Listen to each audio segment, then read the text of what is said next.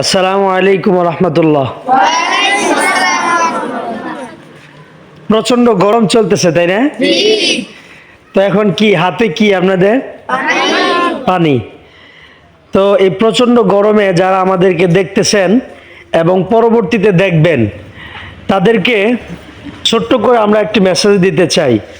আসলে আমরা এই প্রচন্ড গরমের ভিতরে কিন্তু আমাদের কোরআনের পাখিদের ক্লাসের কার্যক্রম ধারাবাহিকভাবেই চলছে, কিন্তু আমরা প্রতি 20 মিনিট আধা ঘন্টা পর পর তাদেরকে একটু ফ্রেশ পানি খাওয়ানোর জন্য আমরা সর্বক্ষণ চেষ্টা করি এবং তাদেরকে একটু ভালো রাখার জন্য সর্বক্ষণ আমরা চেষ্টা করতেছি।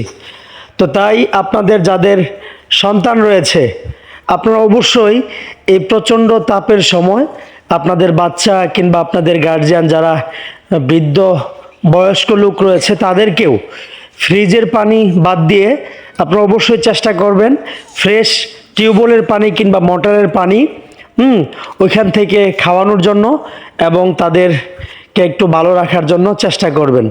তো এই পর্যন্তই আমাদের মেসেজ ছিল। তো সবাই ভালো থাকবেন এবং এই প্রচণ্ড গরমে আপনারা সবসময় চেষ্টা করবেন নিজেদের শরীর স্বাস্থ্যের একটু যত্ন নেওয়ার জন্য এবং প্রচুর পানি খাওয়ার জন্য। পানির সাথে খেতে পারেন, আপনারা ডাব খেতে পারেন এবং ফ্রেশ উড স্যালাইনের পানি খেতে পারেন।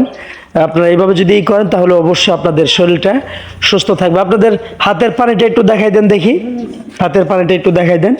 তো মাশাআল্লাহ সবার হাতেই কিন্তু পানি, অনেকেই পানি ওই দিকটা বাহিরে পানি পান করতেছে।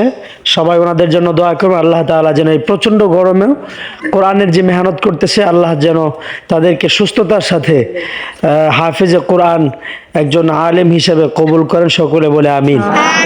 তো ভালো থাকবেন। আসসালামু আলাইকুম রহমতুল্লাহ। ওয়া আলাইকুম আসসালাম ওয়া রাহমাতুল্লাহ।